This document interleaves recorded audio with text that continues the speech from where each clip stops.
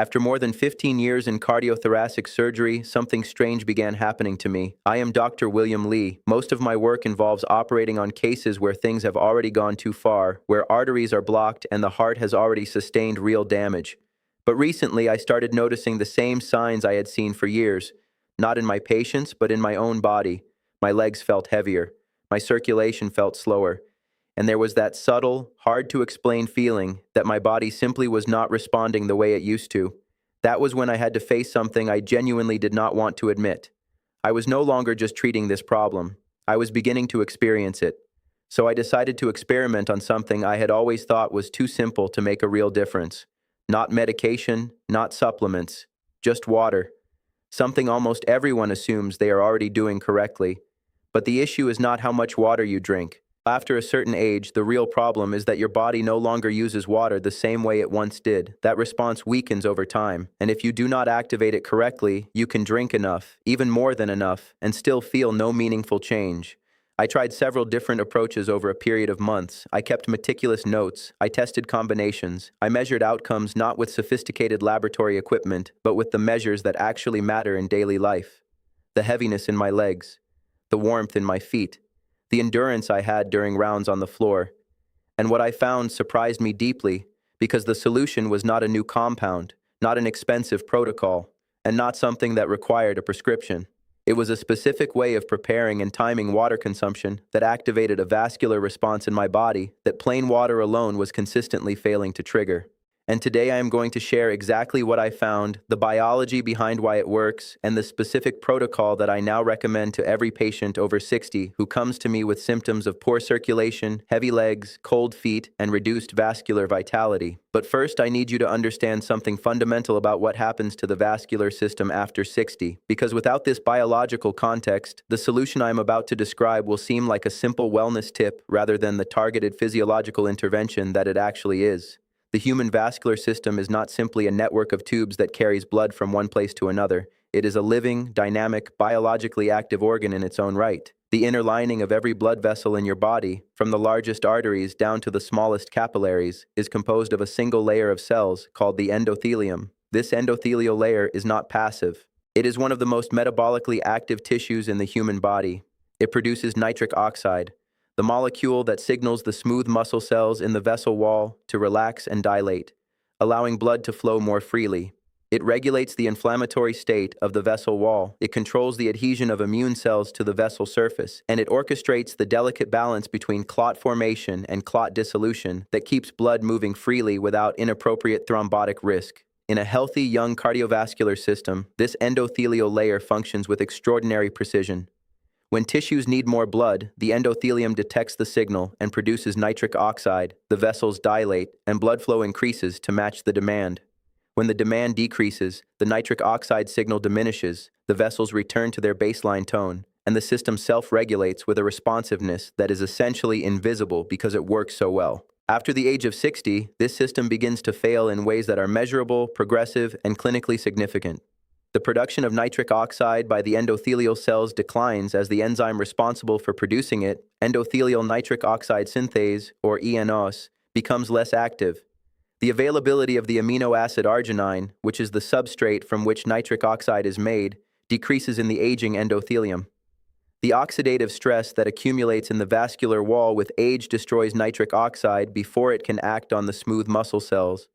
And the smooth muscle cells themselves become less responsive to the vasodilatory signal even when some nitric oxide is present because their receptor sensitivity has declined.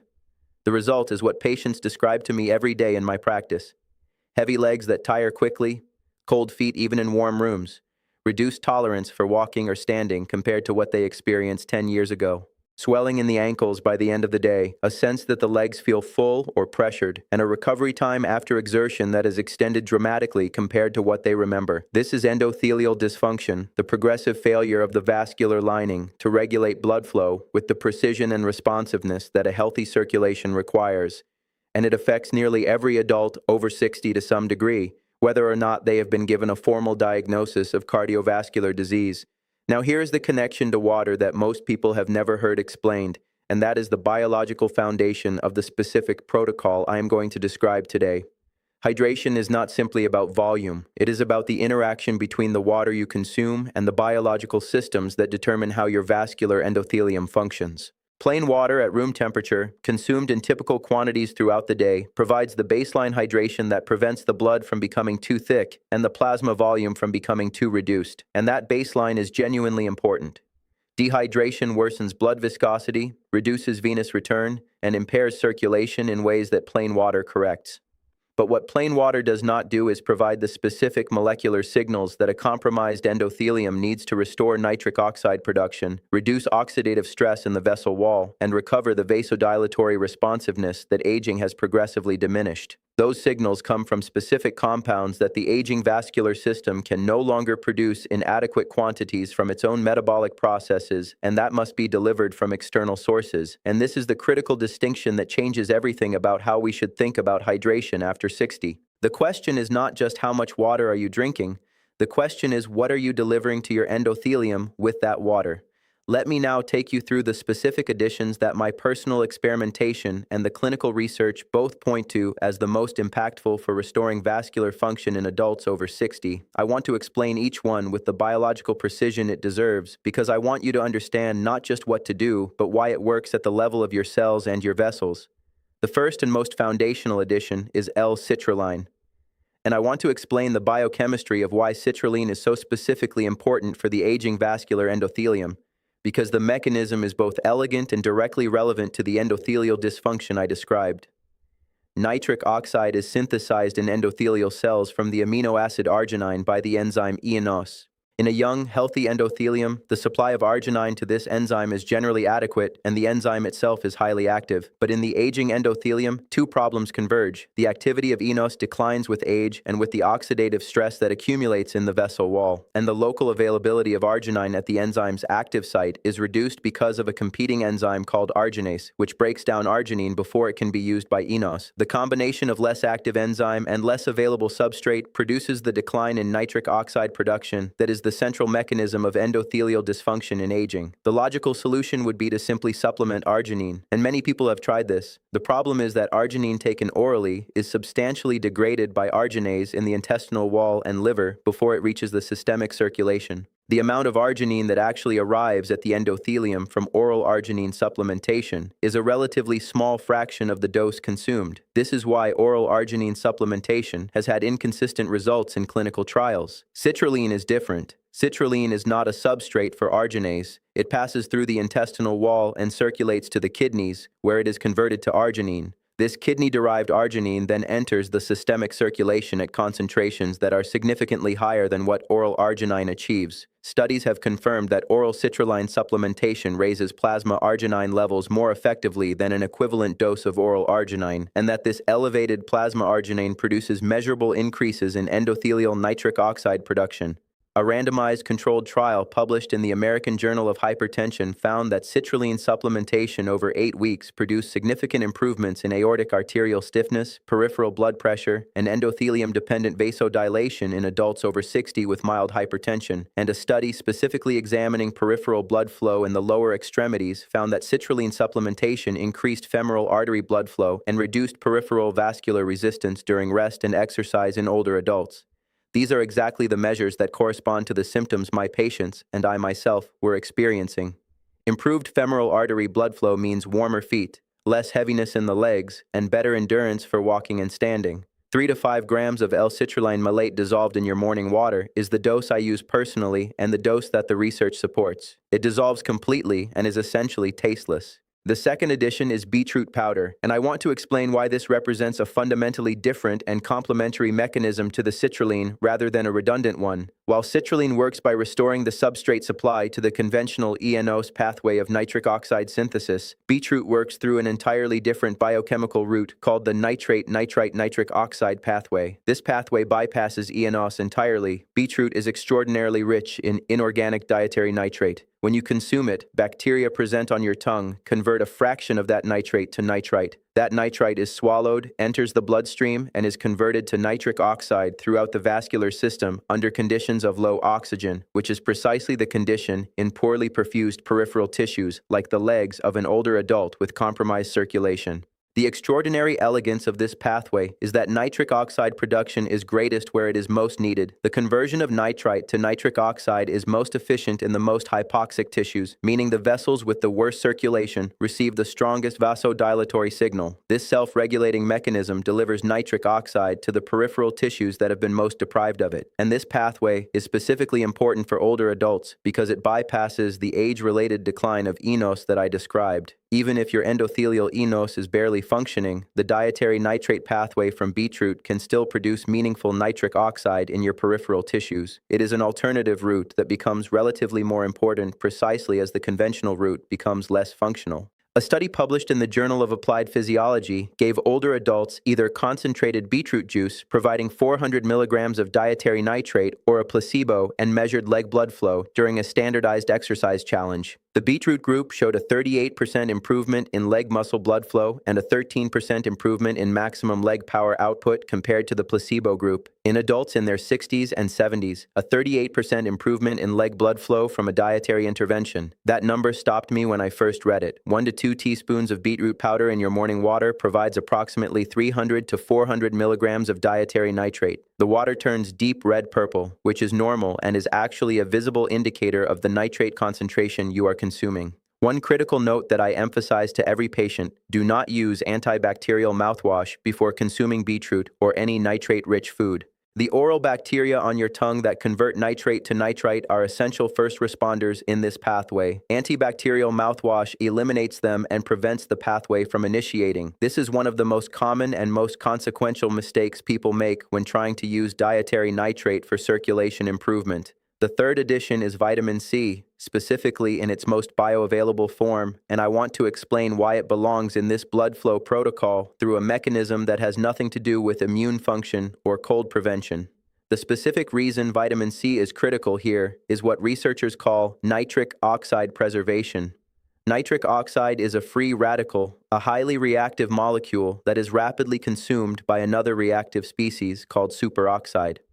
Superoxide is produced in greater quantities in the aging inflamed vascular wall. When nitric oxide encounters superoxide, they react to form peroxynitrite, a compound that is not only biologically inactive as a vasodilatory signal, but is itself a potent oxidant that damages endothelial cell membranes and promotes vascular inflammation. This reaction, the destruction of nitric oxide by superoxide before it can act on the smooth muscle cells it is meant to relax, is one of the primary reasons why nitric oxide production can be apparently adequate but functional nitric oxide activity is still severely reduced in the aging vascular environment. Vitamin C is one of the most potent and most rapidly acting quenchers of superoxide in the vascular environment. When present at adequate concentrations, it competes with nitric oxide for available superoxide, neutralizing the superoxide before it can destroy the nitric oxide and thereby preserving the bioavailable nitric oxide for its intended vasodilatory function. This mechanism, called nitric oxide sparing, has been demonstrated in multiple clinical studies and is the reason why vitamin C supplementation in adults with endothelial dysfunction consistently produces improvements in vascular function that exceed what its general antioxidant properties would predict. A study published in Circulation found that vitamin C infusion in patients with coronary artery disease produced immediate and dramatic improvements in endothelium-dependent vasodilation, confirming that oxidative quenching of nitric oxide was a primary mechanism of their impaired vascular function, and oral supplementation studies in adults over 60 with hypertension have consistently shown improvements in endothelial function with doses of 500 to 1,000 milligrams per day. The form of vitamin C matters for this specific application. I use and recommend sodium ascorbate, the buffered, non-acidic form, because it is gentler on the stomach in older adults, has a somewhat sustained absorption profile compared to standard ascorbic acid, and at 500 milligrams dissolved in the morning water provides the plasma concentration necessary for meaningful nitric oxide sparing without the gastrointestinal side effects that higher doses of ascorbic acid can cause in adults with more sensitive digestive systems. The fourth addition is magnesium glycinate, and I resisted including this for the first months of my personal experimentation because I thought I understood magnesium well enough. I had been recommending it to patients for years for sleep and for muscle cramps. What I had not fully appreciated was the depth to which magnesium deficiency specifically impairs the vascular smooth muscle function that is the effector of all the nitric oxide we are working to produce and preserve. Nitric oxide is the signal, but it is the vascular smooth muscle cells that receive that signal and act on it by relaxing and allowing the vessel to dilate. For smooth muscle cells to relax in response to nitric oxide, they need adequate intracellular magnesium. Magnesium is required for the function of the sodium-potassium ATPase pump that maintains the electrochemical gradient, allowing smooth muscle relaxation. Without adequate intracellular magnesium, smooth muscle cells are abnormally contracted and resistant to vasodilatory signals even when nitric oxide is present. You can produce all the nitric oxide in the world, but if the smooth muscle cells cannot respond to it, the vessel does not dilate. Additionally, magnesium is a natural calcium channel blocker. Calcium is the trigger for smooth muscle contraction in the arterial wall. Magnesium competes with calcium for entry into smooth muscle cells and for binding sites on the contractile proteins, reducing the resting contractile tone of the artery. This is mechanistically identical to how pharmaceutical calcium channel blockers reduce blood pressure and improve peripheral blood flow, but achieved through a dietary mineral. The statistics on magnesium deficiency in older adults are sobering. Between 50 and 70% of adults over 65 have magnesium intakes below the recommended daily amount. The causes include reduced dietary intake, declining stomach acid that impairs magnesium absorption, diuretic medications that increase renal magnesium losses, and the general shift in dietary patterns that comes with aging. This widespread deficiency means that in the majority of older adults, the smooth muscle cells of the peripheral arteries are operating in a state of relative magnesium insufficiency that makes them chronically less able to respond to vasodilatory signals regardless of how much nitric oxide is being produced. I use magnesium glycinate specifically because it has the highest bioavailability of any magnesium form, is the least likely to cause the loose stools that other forms like magnesium oxide produce, and the glycinate carrier has mild calming properties that are an additional benefit for the sleep quality issues that many older adults experience. 200 to 400 milligrams of magnesium glycinate dissolved in or taken alongside the morning water provides the dose associated with improvements in vascular function in clinical studies of older adults with hypertension and peripheral arterial disease. The fifth edition completes the protocol by addressing the structural integrity of the vascular wall itself rather than just the functional aspects of nitric oxide signaling and smooth muscle response. It is hydrolyzed collagen peptides, and I include it here specifically for its role in vascular collagen synthesis and the restoration of arterial compliance. The structural integrity of every blood vessel depends on collagen as its primary tensile protein. The arterial wall contains collagen that provides the strength allowing arteries to withstand the mechanical stress of billions of heartbeats over a lifetime. After 60, collagen in the vascular wall undergoes progressive glycation and cross-linking from the accumulation of advanced glycation end products, making the arterial wall stiffer and less able to expand and contract with each heartbeat. This stiffening is measurable as increased pulse wave velocity, the standard clinical measure of arterial compliance, and is one of the primary mechanisms of isolated systolic hypertension in older adults. Hydrolyzed collagen peptides provide glycine, proline, and hydroxyproline, the specific amino acids that are the direct building blocks of vascular collagen. When absorbed, these peptides also act as signaling molecules that stimulate the fibroblasts in the vascular wall to upregulate new collagen synthesis. A study published in the British Journal of Nutrition found that collagen peptide supplementation in middle-aged and older adults produced significant improvements in arterial stiffness measures over 6 months, with the greatest benefits in those with the highest baseline arterial stiffness. And the combination of collagen peptides with vitamin C in the same preparation creates the optimal conditions for vascular collagen synthesis because vitamin C is the essential cofactor for the enzymes that produce the final structural form of collagen. 10 grams of hydrolyzed collagen peptides dissolved in your morning water is the dose that the research supports and that I use personally. It dissolves completely and is essentially tasteless. Now let me give you the complete morning protocol as a single practical preparation because I believe that a protocol you can actually maintain consistently produces infinitely more benefit than a theoretically optimal one that is too complicated to implement. Prepare 500 to 600 milliliters of room temperature filtered water. Add 3 to 5 grams of L-citrulline malate, 1 to 2 teaspoons of beetroot powder, 500 milligrams of sodium ascorbate vitamin C, 200 milligrams of magnesium glycinate, and 10 grams of hydrolyzed collagen peptides. Stir or shake for 30 to 45 seconds. The water will be deep red-purple from the beetroot.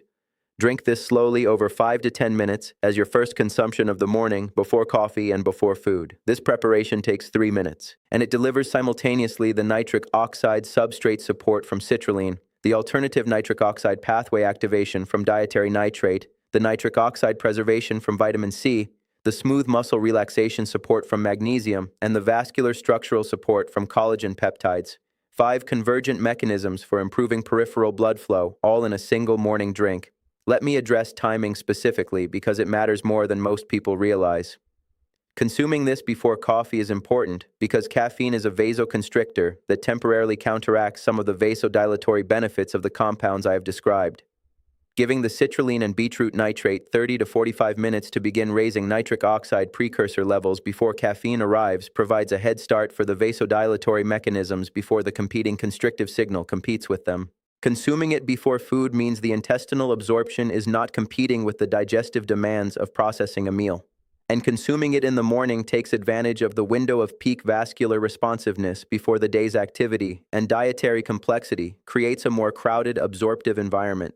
I also want to address what to do throughout the rest of the day because the morning protocol creates the biological foundation for improved vascular function but needs to be sustained by adequate hydration in the right dietary context.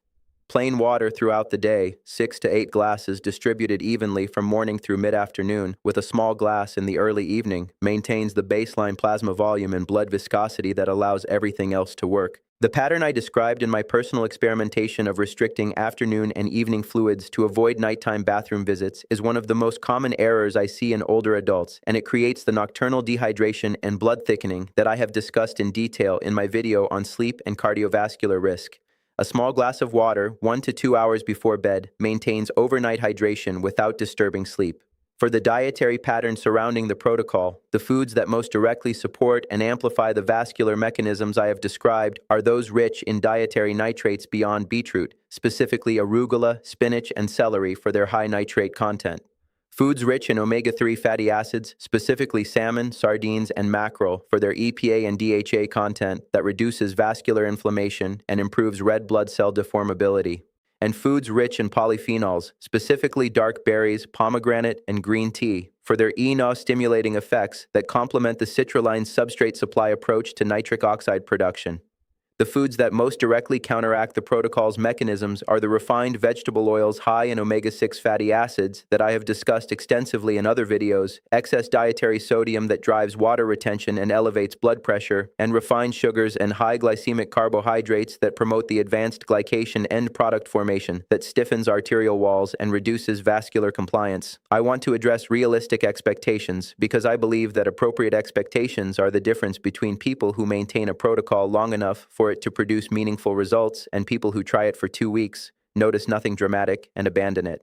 The most immediate effects that people notice, typically within the first week to 2 weeks of consistent daily use, are reduced heaviness in the legs after standing or walking, improvement in the warmth of the feet, and a subtle but real increase in endurance during everyday physical activities. These early signals reflect the functional improvements in nitric oxide bioavailability and smooth muscle responsiveness that begin with the first few doses and accumulate over the initial days of use.